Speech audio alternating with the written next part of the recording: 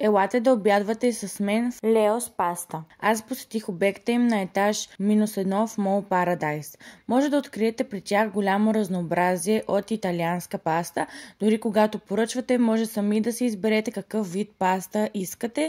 Аз си избрах паста норчина кон кончини и пожелах да ми я направят с талиатели, италианска наденица, манатарки, крем от трюфел, сметана и пармиджано. Това бяха съставките, с които направиха пастата и беше уникална вкусна, както така и с много хубав приятен аромат. В Леос паста се готви с оригинална италианска паста, която е от твърда пшеница, няма глутен, не подува корема и не пълнее човек от нея. А знаехте ли за термина алденте?